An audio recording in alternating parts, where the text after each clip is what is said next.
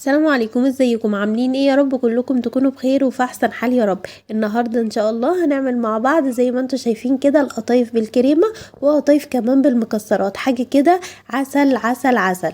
هتشرفك بقى قدام ضيوفك، ولو عامله عزومه ولا عامله حاجه، ولا كمان انتي في رمضان وحابه تعملي حلويات، هنقدم لك احلى طبق حلويات كده ممكن تعمليه وتاكليه. وكمان لو لسه اول مره تشوفي القناه بتاعتي ما تنسيش تشتركي فيها وتتفرجي على باقي الفيديوهات بتاعه الحلويات بتاعتنا. ويلا بينا نكمل. اول حاجه هبتدي بيها هنعمل الشربات او السيرم اللي هنسقي بيه الحلويات بتاعتنا النهارده.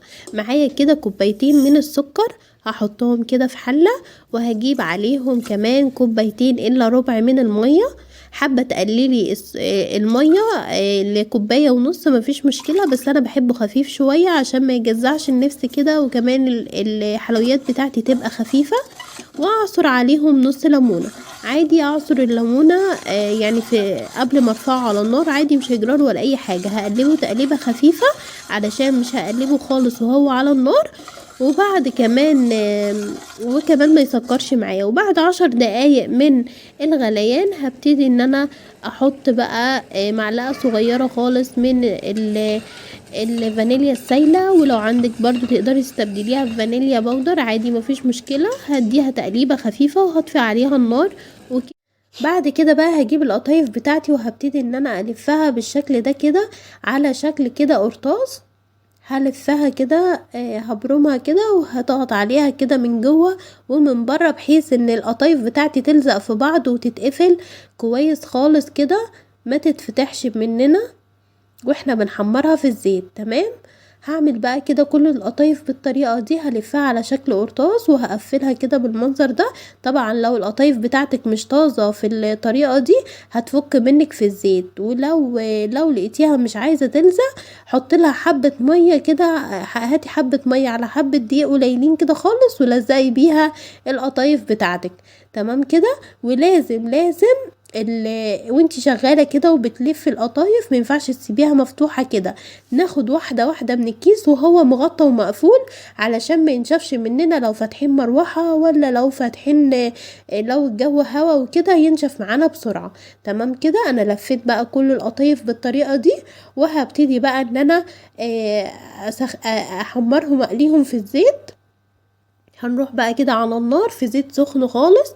هننزل بقى بالقطايف بتاعتنا بقلبتهم من الناحية اللي احنا قفلناها منها، يعني الناحية اللي احنا قفلنا منها وضغطنا عليها كده هنحطها على الزيت. هننزل بقى بيها وهي مقلوبة بحيث ما تفتحش مننا وتفك مننا في الزيت. تمام كده. ولازم برضو تكان مهمة ان الزيت بتاعنا يكون سخن. لو حمرناها في زيت بارد هتلاقيها فتحت معاكي ومش هتعرفي بقى تقفليها تاني بعد ما بتتحمر. خلاص كده. هطلعهم بقى كده بمصفى على الشربات بتاعنا. والشربات بتاع القطايف يفضل ان هو يكون خفيف، ما يبقاش تقيل علشان ما يكزعش معانا كده ويبقى تقيل ويبقى تقيل معانا وصعب كده. هطلعهم بعد كده على المصفى على طول. بعد ما احطهم في الشربات هطلعهم في المصفى كده على طول يتصفوا شوية، وبعد كده نقدمهم في طبقة التقديم. تمام كده. برضو حاولي ما تحمريش قوي القطايف علشان ما تبقاش ناشفه معاكي وتبقى لو انتي حباها مقرمشه حمريها شويه عن كده. انا حباها كده فاتحه ولونها فاتح وجميل كده، مش حباها متحمره قوي علشان يعني تبقى منها طريه شويه ومنها قرمشه برضو، يعني هي كده ومقرمشه شويه عشان ما تبقاش تقيله بس. تمام كده.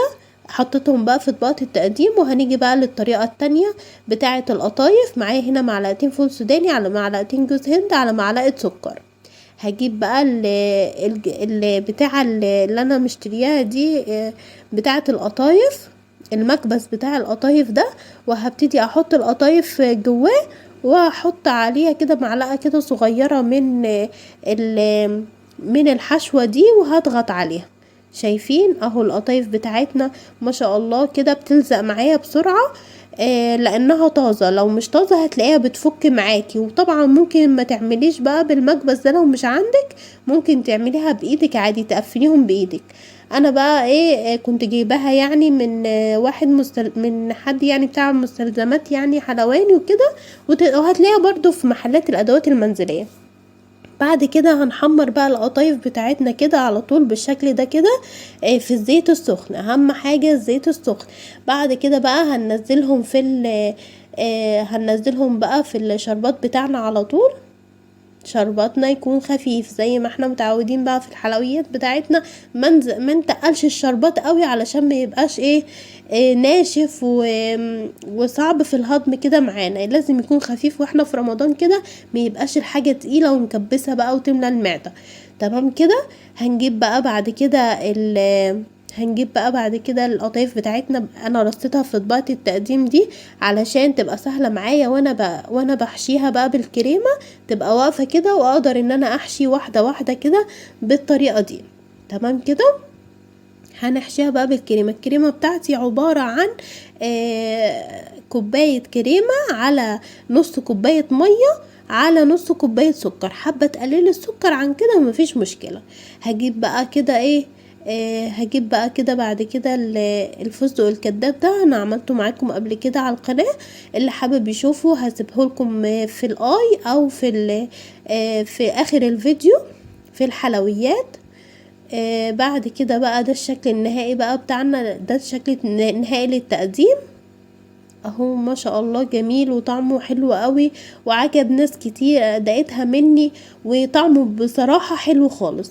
وده برضو التاني برضو حطيت عليه كده فستق كده وشكله بقى تحفة. لو لسه بقى ما اتفرجتيش على باقي الفيديوهات هسيبها لك برضو، فيديوهات الحلويات هسيبها لك في اخر الفيديو. ولو وصلت لهنا ما تنسيش بقى اللايك والاشتراك في القناة لو اول مرة تشوفي قناتي. واسيبكم بقى في رعاية الله وحفظه، مع السلامة، اشوفكم بقى في فيديو جديد.